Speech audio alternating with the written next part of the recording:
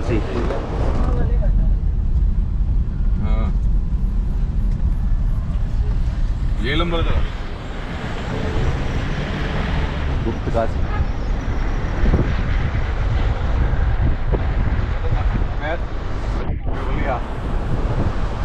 नाम क्या नाम है हाँ बिल्कुल ठीक है भाई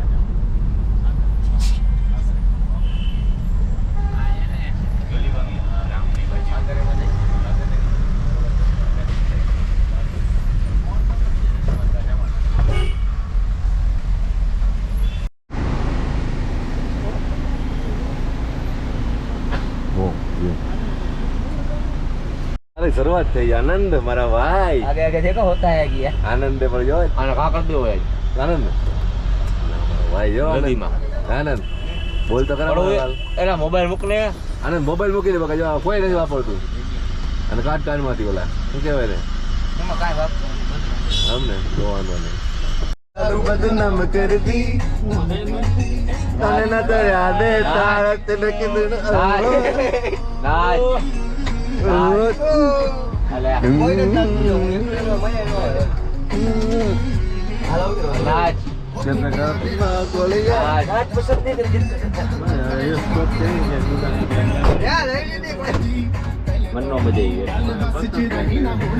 સ્પેશિયલ ફરમાઈશ હતી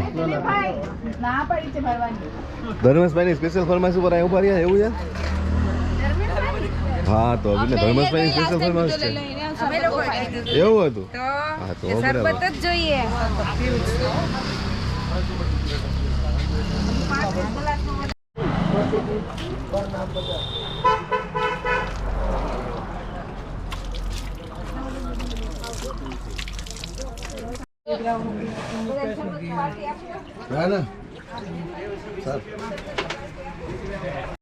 ગાંઠમાં કેમ બેસી ગયો શાંતિથી શરબત પીવા માટે पानी नहीं पिया ना इसलिए बोल रहे अल्लाह दिया ना भैया 25 ग्लास કેટલી વાર આ જશો ધીરા બીજા આવી જશો आप ये तो खाई नहीं આવી જશે 20 रुपए दे दे हमें में सब 30 ग्लास क्या हो रही है જો દિનેશભાઈ લીંબુ એ તો આ તો ઠીક છે પણ આ શું છે આ લીંબુ આ પહાડી લીંબુ છે એક કોકને માર્યું હોય ને તો લીંબુ ખાવાનું ભૂલી જાય એક કોકને માર્યું હોય ને તો બીજું ન માગે પથ્થર ના આવે ખાલી ખોટા છે ખોટા સો પીસ છે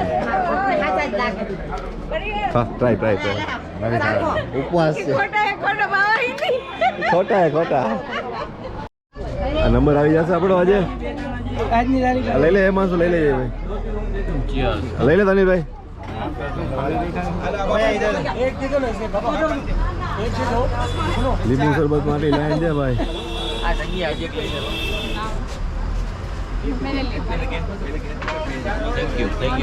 थैंक यू इंस्टा पर नहीं अपना फेसबुक पर बहुत वायरल તમે પી લીધું વાંધો चार भैया ये क्या है ये बंद टिक्की क्या बंद टिक्की बन टिक्की प्राइस क्या है इसका 50 रुपए 50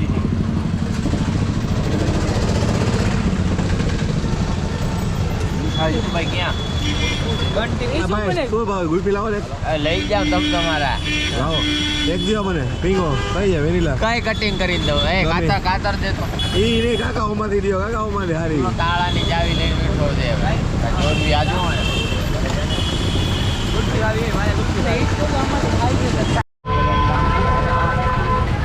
હા આલુ ચાટ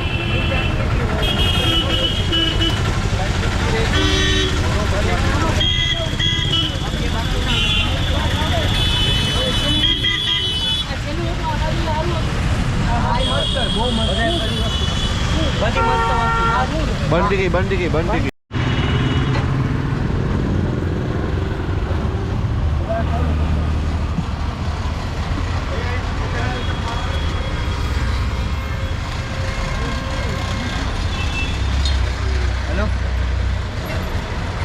શું ભાઈ મગન ડોડો દીનાભાઈ હાલ્યો ધર્મેશભાઈ હા ધર્મેશભાઈ હાલ આવ્યો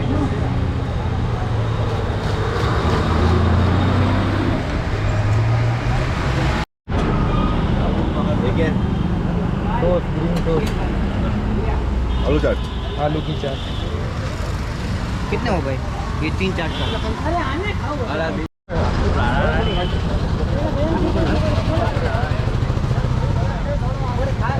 અલા હું તો આમ કેમેરામાં પડે ના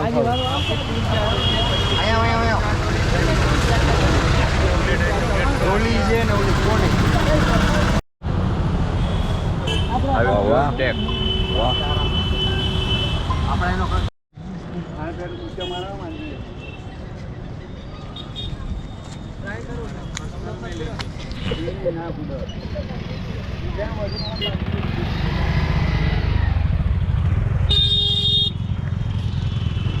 हर हर गंगे हर हर ये हमारे मितेश जी है, हमारे यहाँ के गाइड है ऋषिकेश के। और देखो ये मोहित भाई हमारे बैठ के पीछे। मोहित आओ जी।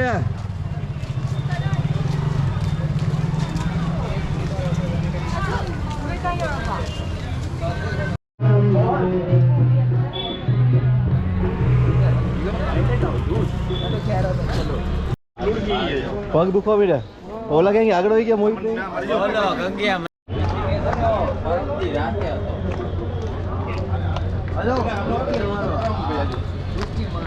जय गंगा मैया हर हर गंगे हर हर गंगे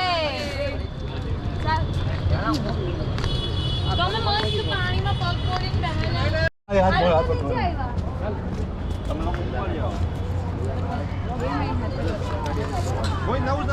हर हर गंगे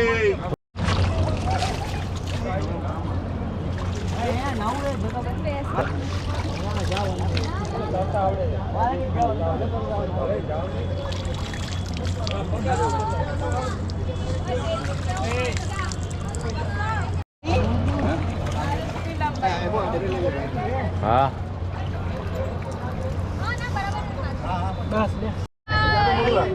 કેતન ભાઈ મોહિત મોહિત हेलो हेलो मोहित વાહ हेलो केतन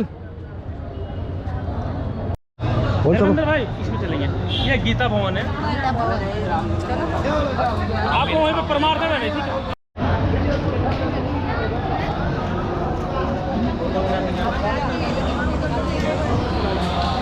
फोटोग्राफी अलाउड नहीं, यहाँ पे सिर्फ बाहर कर लो, अंदर अलाउड नहीं है। कौन सा मंदिर आप बता दो सिर्फ। ये है गीता भवन है, ये गीता भवन? हाँ, गीता प्रेस गोरखपुर।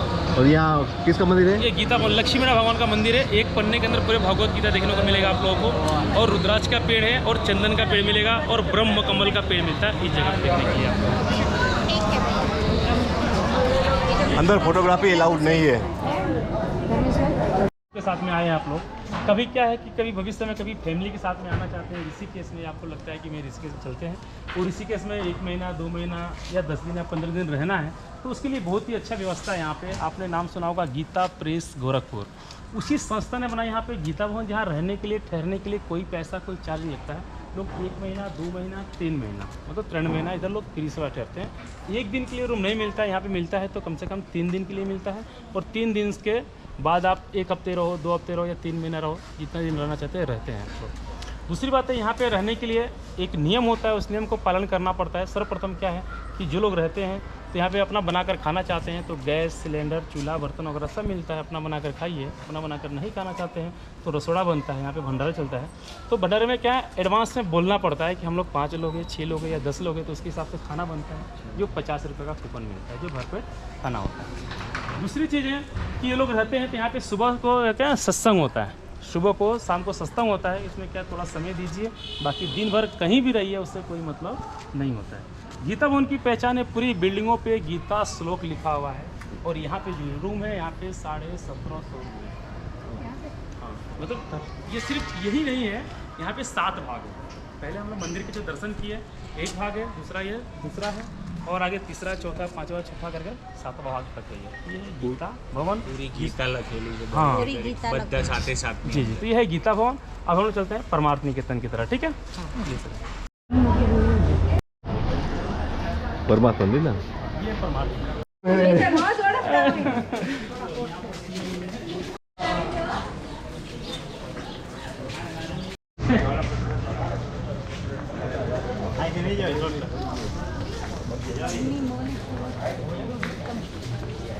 एक चीज ध्यान देंगे आप लोग, सेकंड जो आए आप लोग यहाँ है परमार्थ निकेतन, ठीक है। इस परमार्थ निकेतन के अंदर सबसे यहाँ का जो फेमस होता है, यहाँ की होती है गंगा आरती, ठीक है। हमारे उत्तराखंड के अंदर क्या है कि 3 गंगा आरती यहाँ की फेमस होती है।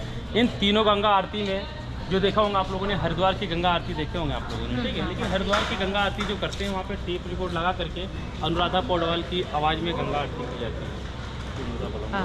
दूसरा जो होती है इस परमार्थ मंदिर के द्वारा गंगा जो आरती होती है, तो यहाँ के जो स्वामी जी है, स्वामी चिदानंद सरस्वती जी महाराज, जो अपने स्वर के द्वारा ढोलक तबला म्यूजिशियन के साथ में गंगा आरती कराते हैं। जो आस्था चैनल संस्कार चैनल पे जो लाइव टेलीकास्ट होता है, तो इसी जगह की गंगा आरती दिखाई जाती है, जो अभी घाट पे मैं ले चलूँगा लास्ट में। यहाँ दर्शन करने के बाद घाट पे ले चलूँगा लास्ट में आपको, ठीक है। दूसरी चीज़ है यहाँ पे 3 पेड़ है, एक पहले है, दूसरा पहले है, दूसरा है बड़ का है, तीसरा जो है पाकड़ अपना पीपल है, ये इसको बोलते हैं पिपली।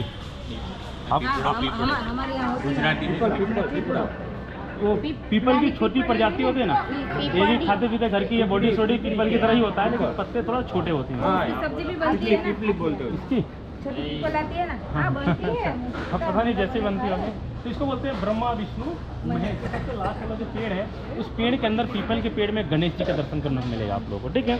दूसरा पॉइंट है, ये सामने देखना, यहाँ से लेकर के और वहाँ तक भगवान का 24 अवतार है। ये देखिए आप लोग, ये भगवान का 24 अवतार है। इन 24 अवतारों में सिर्फ एक अवतार नहीं हुआ है, इसको बोलते हैं कल्कि अवतार, ठीक है। सब अवतार हो गए, लेकिन कल्कि अवतार नहीं हुआ है।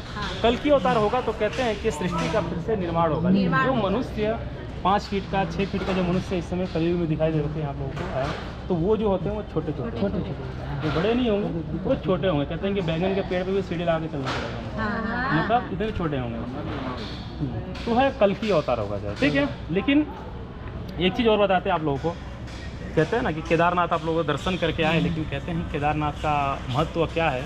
आप लोग हर जगह जाते हैं, शंकर जी के मंदिर में जाते हैं, तो क्या है, शिवलिंग मिलता है, ठीक है। शंकर जी के शिवलिंग मिलता है। दूसरा पॉइंट मिलता है क्या चीज़, शंकर जी का मूर्ति मिलता है, स्टेचू वगैरह जैसा होता है उनका, शंकर जी का ऐसा मिलता है। तो लेकिन केदारनाथ में आप लोगों ने गए, तो केदारनाथ में क्या मिला आप लोगों को?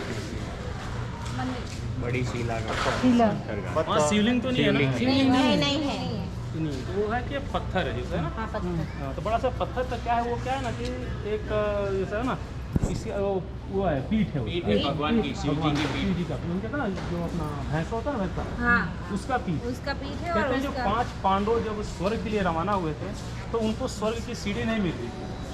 तो कहते हैं कि हे पांडव, आप भगवान शिव की आराधना करो, भगवान शिव प्रसन्न होंगे, तब जाकर के आपको स्वर्ग की सीढ़ी का दिखाई देगी, बताएंगे रास्ता बताएंगे। तो पांडवों ने क्या किया कि उन्होंने भगवान शिव की आराधना करना शुरू कर दिए, लेकिन क्या भगवान शिव उनको दर्शन देना नहीं चाहते थे। उनको पता था कि अगर मैं दर्शन दूंगा तो सीधे कहेंगे कि स्वर्ग की सीढ़ी भोलेनाथ भगवान मुझे हमें बताइए। तो लेकिन भगवान शिव ने क्या किया कि हजारों भैंसों के रूप में एक भैंसा का रूप उन्होंने धारण किया। लेकिन वहाँ पे जो भीम थे ना, उन्होंने कहा कि देखो भगवान शिव तो यहीं पर है, लेकिन क्या है, हमें दर्शन देना नहीं चाहते थे। तो उन्होंने कहा कि ना, तो अर्जुन ने कहा कि भीम तुम सबसे बल्लेशाली हो, एक काम करो, एक इस शिला को उठाओ और इस शिला को इस नदी के ऊपर रखो। तब बद्रीनाथ जाते हैं ना, बद्रीनाथ से 5 किलोमीटर आगे जाकर करते हैं माणा गाँव पड़ता है, जहाँ भीम पुल के नाम से आज भी देखा जाता है। तो इसके नीचे बहुत भयंकर खाई है, नीचे देखेंगे तो वहाँ पे क्या करते हैं, तो वो क्या है, शिला उठा करके इस पर कहते हैं कि एक पैर इस पर्वत पर रखो, एक पैर इस पर्वत पर रखो। हम सारे भैंसों को बाहर से निकालते हैं, नीचे से निकालते हैं, पैरों के नीचे से तुम्हारे। अगर आम भैंसे होंगी तो ऑटोमेटिक निकल जाएंगे, और जहाँ देव आदिदेव महादेव होंगे वो कहाँ किसी के पैरों से निकलने वाले। तो लास्ट में सारे भैंसे निकल के लास्ट में क्या, भगवान शिव लगे भागने इधर से उधर। तो भीम ने क्या कि सीधे पूंछ पकड़ा, जैसे ही पूंछ पकड़ा वो जमीन के अंदर एंट्री कर दी। तो जो एंट्री किए तो उनका आधा हिस्सा जो आज जो देखने को मिलता है केदारनाथ के नाम से जाना जाता है, जो शंकर जी का 12वां ज्योतिर्लिंग माना जाता है। और उनका जो आधा हिस्सा निकला था वो सीधे जाकर निकला कहाँ? नेपाल, काठमांडू नेपाल, जो पशुपतिनाथ के नाम से जाना जाता है। तो वहाँ तो शिवलिंग वो देखने को मिलता है, वो चीज़ है। लेकिन यहाँ पे क्या है, एक बड़ा सा हुआ, लेकिन क्या शिवलिंग पे आप जब घी रगड़ते हैं ना, घी लेप लगाते हैं ना घी का, उसमें चिकनाई होती है, लेकिन उसके ऊपर लगाएंगे तो चिकनाई नहीं होती है उसके ऊपर। तो क्योंकि आप कितना भी देखें ना, भैंस भी जो होता है ना होता है, तो शरीर को कितना भी लगाते हैं ना तो उस पर चिकनाई बहुत कम होती है, उसके अंदर होती नहीं जल्दी वो। वो है केदारनाथ का जो है, जो 12वां ज्योतिर्लिंग माना गया है, तो वो चीज़ है। दूसरा हम लोग चलेंगे देखने के लिए यहाँ से अपना एक मुखी रुद्राक्ष देखें आप लोगों ने? नहीं देखी। एक मुखी रुद्राक्ष कैसे आया धरती पे मालूम है आप लोगों को? कहते हैं भगवान शिव जो रुद्र अवतार धारण किए थे तो उनका तीसरा नेत्र खुला था। तीसरे नेत्र से जब आंसू टपके थे तब रुद्राक्ष की उत्पत्ति हुई। रुद्र मिस होते हैं भगवान शिव और अक्ष में होता है आंसू, दो शब्दों से बना है, रुद्र और अक्ष से बना है, इसको रुद्राक्ष के नाम से जाना जाता है। लेकिन क्या है, शिव पुराण पढ़ते हैं तो शिव पुराण के अंदर लिखा है कि एक मुखी से लेकर के 26 मुखी रुद्राक्ष होता है, लेकिन इंडिया में अवेलेबल जो पाए जाते हैं मात्र 14 मुखी। लेकिन सबसे दुर्लभ जो रुद्राक्ष होता है कौन सा होता है? एक मुखी। दुर्लभ क्यों होता है सर? कहते हैं 12 साल, कहते हैं 12 साल में एक पेड़ में एक झाड़ में सिर्फ एक ही आता है। लेकिन यहाँ से लेकर के हरिद्वार तक जितने भी दुकानें हैं, लोग हर जगह पे एक मुखी रुद्राक्ष को बेचते हैं। कहते हैं जो 12 साल में एक पेड़ में एक ही आएगा वो हर जगह मिल सकता है? नहीं। लेकिन लोग क्या करते हैं, आर्टिफिशियल बना करके त्रिशूल, नाग, शिवलिंग बना करके लोग बेचते हैं। कोई कहता है हाथ पे लेके ऐसे घुमाएंगे ना तो ओम का साइन छोड़ेगा तो असल होगा। कोई कहता है कि चांदी के प्लेट के ऊपर रखेंगे कि नीचे रखेंगे और घुमाएंगे तो वो गोल गोल घूमेगा तो असल रुद्राक्ष होगा। लेकिन ऐसा नहीं है, ठीक है। ये एक मुखी रुद्राक्ष की पहचान होती है, मात्र उसके अंदर एक लाइन होता है। अगर उसको कभी एक्सरे मशीन पर रखते हैं तो उसके अंदर से एक ही बीज निकलता है। पंचमुखी होगा तो 5 बीज निकलेगा और एक मुखी होगा तो एक बीज। लेकिन शिव पुराण के अंदर लिखा है कि मनुष्य के जीवन में अगर जाने अनजाने में अगर कोई गलती हो जाता है, कोई भूल हो जाता है, तो कहते हैं कि दर्शनी मात्र से हजारों पाप नष्ट हो जाते हैं। कहते हैं हजारों मंदिरों का बराबर पुण्य मिलता है। कहते हैं 12 ज्योतिर्लिंग का दर्शन करो और एक मुखी रुद्राक्ष का दर्शन करो, बराबर पुण्य मिलता है उस चीज़ों का। जो कहते हैं साक्षात देवादिदेव महादेव का दर्शन होता है। प्राइम मिनिस्टर इंदिरा गांधी के पास था। सेकंड महाराष्ट्र में बाला साहब ठाकरे जी को एक मुखी रुद्राक्ष का वो नेपाल का राजा ने सप्रेम भेंट दिया था, जो महाराष्ट्र में बाला साहब ठाकरे, ठीक है। और यहाँ पहनते थे। हाँ, दूसरा है अपना बद्रीनाथ से 40 किलोमीटर पहले पड़ता है जोशी मठ, जो शंकराचार्य है ना मठ, जोशी मठ बहुत बड़ा एक मठ है शंकराचार्य जी का। उस मठ से पूजा करके आता है सिर्फ यहाँ पे दर्शन करने के लिए, क्योंकि शंकराचार्य जी जो अपने गुरुकुल के जो बच्चे होते हैं ना, शिष्य होते हैं, वो लोग क्या करते हैं, उसको रुद्राक्ष को कलेक्ट करते हैं। कलेक्ट करने के बाद उसको पूरा सिद्ध किया जाता है। कोई भी चीज़ हम लोग जैसे मूर्ति वगैरह लेके जाते हैं तो घर में स्थापना करने से पहले उसका पूजा होता है। तो ये रुद्राक्ष क्या होता है, इसको सिद्धि किया जाता है, तब इसका पावर डबल होता है। मार्केट में हम देखते हैं ना, मार्केट में ये सब क्या करते हैं, सब रुद्राक्ष नहीं है, भद्राक्ष होता है। भद्रा समझते हैं, जैसे पेड़ पर लगता है ना, हवा चलता है जो नीचे गिर जाता है, वो होता है कच्चा दाना, उसके अंदर पावर नहीं होता है। अभी 1 महीना 2 महीना पहनेंगे ऑटोमेटिक रुकेगी, गिरना शुरू हो जाता है।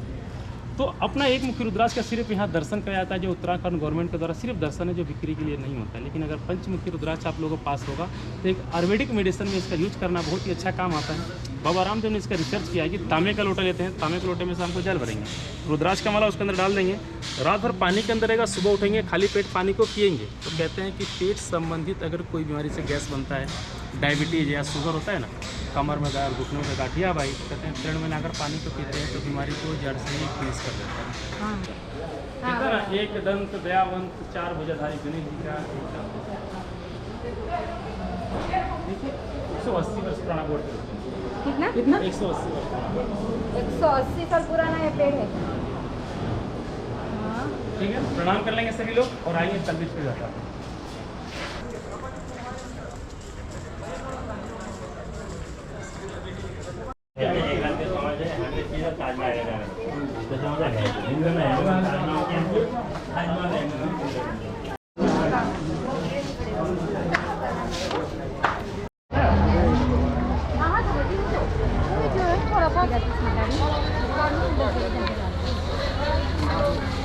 आ गया? हाँ, वो तो भाई। बोला गाड़ी है क्या? थोड़ी सी है क्या?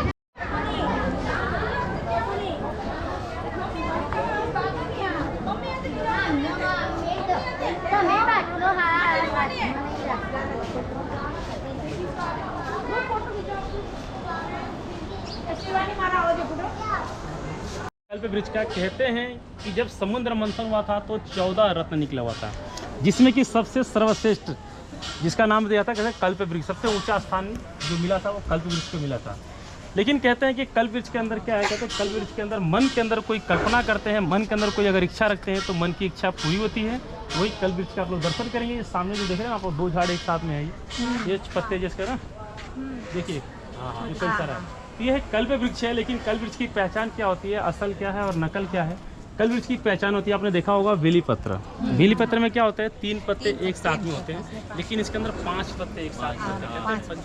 जो था ना नर और नारायण 2 झाड़ में एक साथ में, भगवान विष्णु का सब देख लेंगे। सभी लोग प्रणाम करेंगे, उसके बाद आपको ले चलते हैं सीधे अपना खाना दे दो, ठीक है।